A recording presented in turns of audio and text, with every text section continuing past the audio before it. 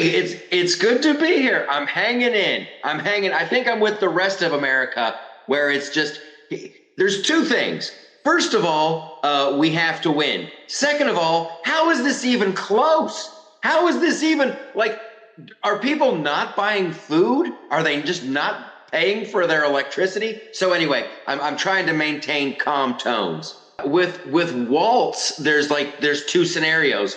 One, their vetting process is just horrible. Or two, they know he's a liar and they're okay with it. They're like, we want a double hand wave guy in there. He appeals to guys. I'm a man's man. Look at me changing my oil. I'm loading a shotgun. Oh, it's insane. It's crazy. That was hilarious. That was like every washed up community theater homo got a job in that ass. Crazy. I eat carburetors for breakfast. This is one of the things that I discovered. Like, I wrote on a lot of TV shows. Right. I didn't set out to write on TV. It just kind of happened. Right. But you would look around the writer's room and you would go, wow, a lot of these people are completely unaware of everyday ordinary life. And so as you move up the ranks, it becomes really apparent, like no one in here, and this is a Hollywood writer's room. There's like two people that know what it's like to actually live and struggle and work hard. So it's an echo chamber and somebody going, listen, when he stands there and says, hey guys, I eat carburetors for breakfast, men are going to respond to that because men know what a carburetor is. Double hand wave. It's just, well, that's the thing. Like you can, there's that pretty famous quote, never attribute to malice what you can attribute to incompetence. But this is just too much incompetence. This is like consistent. This is incompetence on purpose. And it just shows the power of like the mainstream media, legacy media, and legacy news still has a firm grip. God bless Elon Musk for what he's done with X. But for this many people to go up to the grocery store once a week or a couple times a week and just get absolutely bitch slapped by these policies and then go, I don't know. I think she's going to do great. It's like, I don't know what else to do. I don't know how else to help you. It's almost like you just listened to my latest podcast because this is really what I've been preaching. And this comes from being in Hollywood for a couple of decades, and I've actually worked with some people who worked on Roseanne's show. It has to be politics is downstream from pop culture, right? So to be consistently just never let up, and then the wonderful thing is you're accidentally going to create a separate economy. So we started off doing this like conservative Saturday Night Live. Jim Brewer helped out. A lot of great talent came out. And so we record these shows, we do them, we're putting them on the internet. And then it occurred to me, I'm like, wow, we can do a lot of other stuff too, because we're independent from Amazon. So that's when we started Studio TST. And we're up, we're active, we're streaming. We just did Turd Stock down in Nashville. Which was an amazing show. Some of country music's absolute best. It's going to blow you away. Great. So we've got that. We've got documentaries. We've got original films. And we just have to keep just plugging it. And this is all done independently. Right. This is all independent art. There's no billionaire. There's no Elon Musk. Just a ragtag group. I get so excited about it. I really do. And people are now starting to discover this platform, Studio TST, and they're going, well, wait, would you put yes, absolutely, I'll put that up there. I want music, I want entertainment, movies, documentaries, all of it. Yes. And just a place for the world to come and see just entertainment. You can look, I want it to be Netflix or Amazon for people with common sense. And the terrifying notion, the really scary notion is like Disney, Marvel, Star Wars, and even Amazon with Rings of Power. They have the data. They know that people don't like this.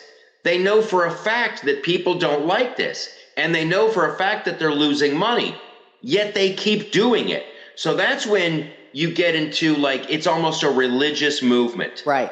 When you do something like this and you're just hell bent for it, like Star Wars, the Acolyte, completely panned. They canceled it, but they've already come back and they're like, oh, we've got a new trans clone trooper coming out in the next Star Wars. So it has to. I took some grief from Gutfeld when I said this on his show, but like Bud Light, and he's like, should we lay off a Bud Light? And I'm like, there has to be a smoldering crater where one of these, it has to be Disney, Marvel, Bud Light, Levi's, somebody big has to completely crater. And it has to be so horrifying for these businesses that they go, oh, we're not going to touch that. That is electric, and we will destroy our business. But until then, let's create our own. And the internet is waking people up. And like, I feel guilty because like, I'm like, okay, so we're going to do this sketch comedy show. We have to have our own servers. We don't want to get unplugged. Right. And even then it took the gears a while to go, duh, wow, we can do all kinds of stuff. But yeah, once upon a time, you couldn't just go out and start a movie studio. But now with the internet and the way social media works, you really can. And it's the most exciting thing. And I just can't say enough good stuff about Elon Musk and Twitter, and just having some kind of valve to remind people like, okay, so here's a reality. We can all agree that this is reality, and we'll make our decisions off of that. Right. It's terribly exciting. Yeah. That's the argument. It's the same thing with Trump. It's like, boy, I really like what that guy's doing. And then people are like, oh, you just want to lick his boots. I'm like, whoa, I just like what he's doing. Same with Elon. That's what I like about people who lean right and we're small government people. It's like, I don't have to love absolutely every single thing he's doing. But hey, if he's gonna help pave the way, what am I gonna do? Tell him to put down the bucket and stop paving? Are you out of your mind? Exactly. My thing, and this is what I'm worried about, that I talk a lot on my show, is that like it's going to be, and I was just talking to Kevin McCarthy about this, like how are you? I want Elon to go hog wild. I want Trump to win, and I want chop on these federal agencies, and I just don't know how they're going to be able to do it. I mean, these people, they're dug in. It's almost impossible to fire a federal employee. But like Department of Education, gone. Department of Energy, gone. Yeah, but this goes hand in hand with what you were saying about RFK and making America healthy again. Something has happened to the testosterone levels in this country.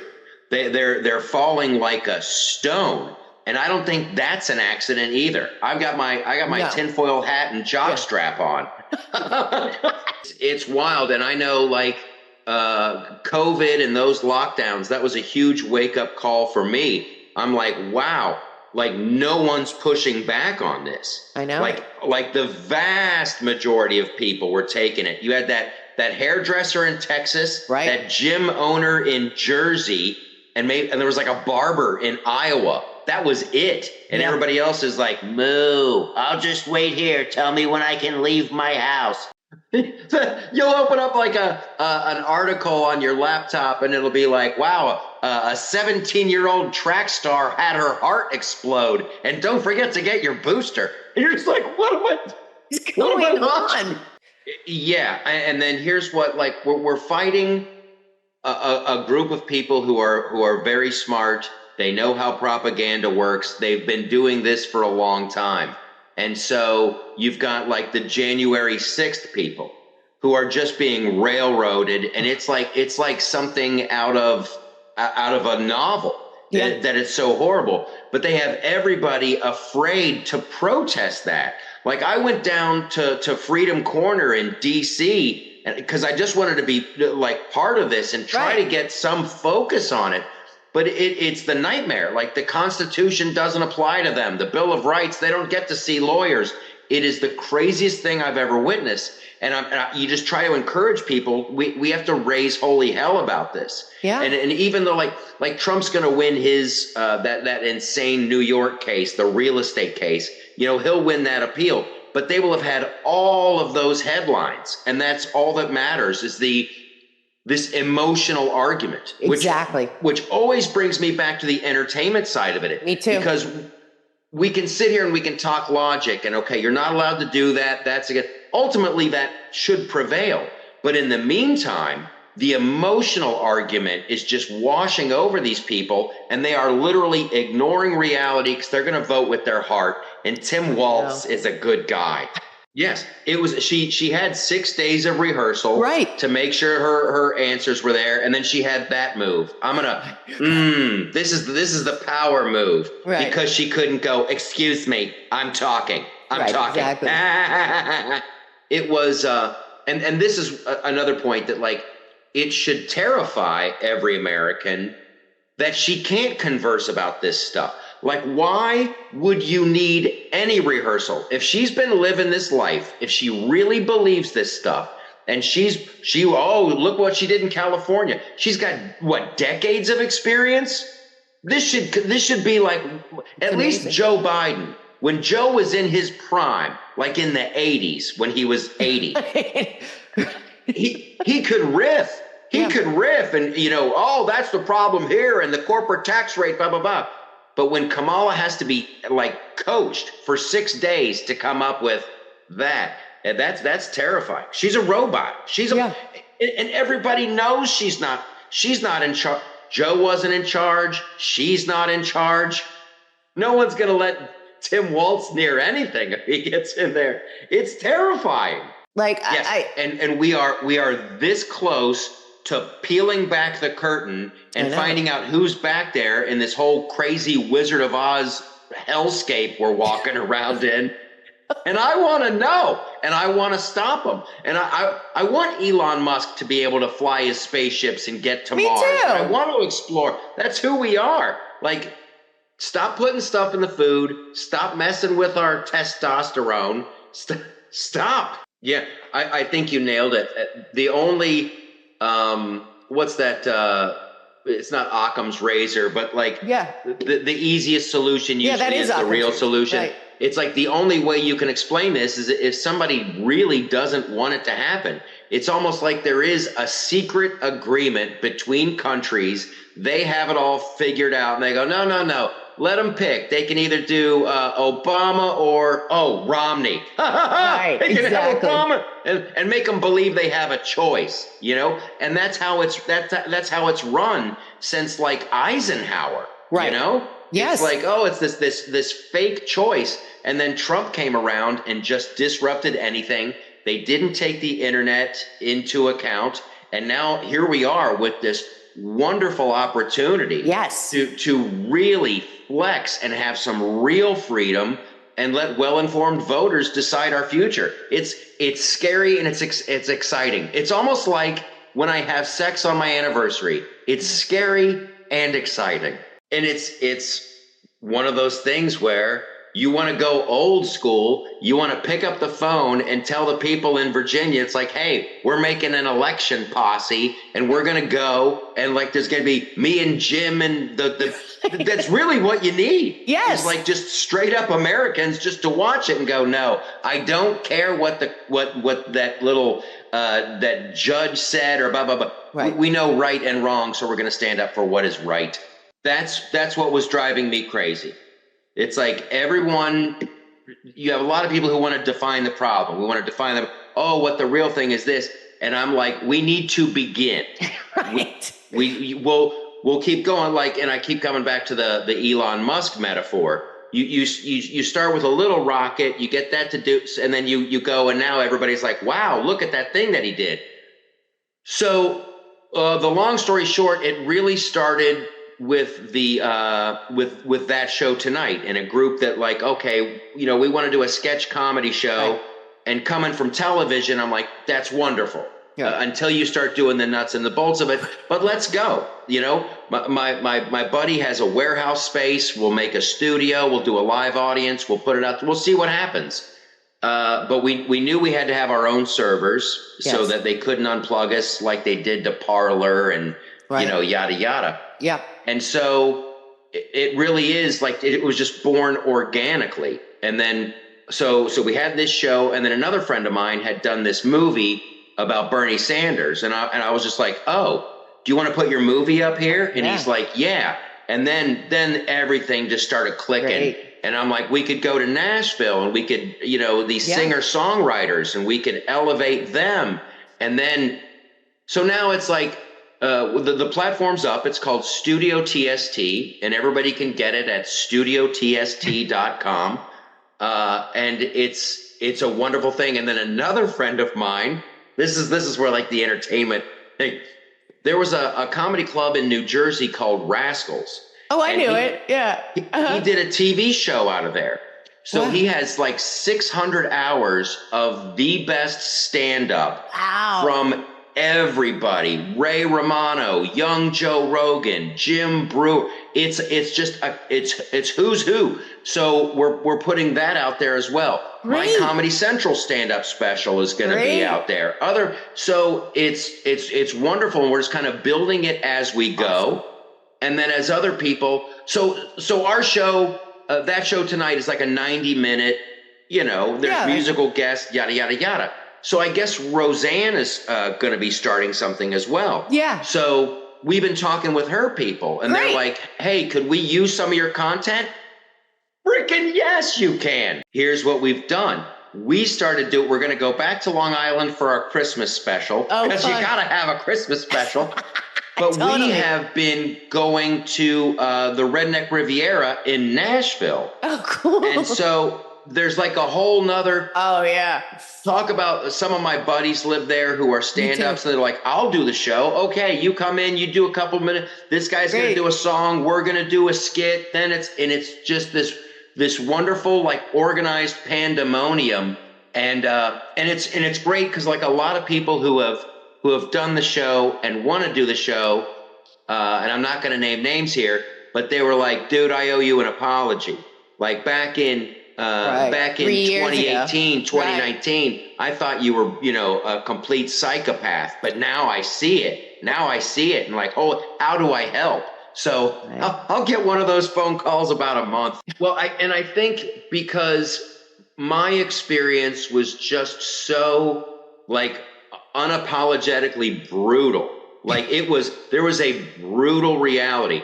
I was out pitching a show with Kelsey Grammer, our agents were with us, and it was so well received. At Netflix, Amazon, CBS, Sinclair, everybody was like, we love this. We would make so much money.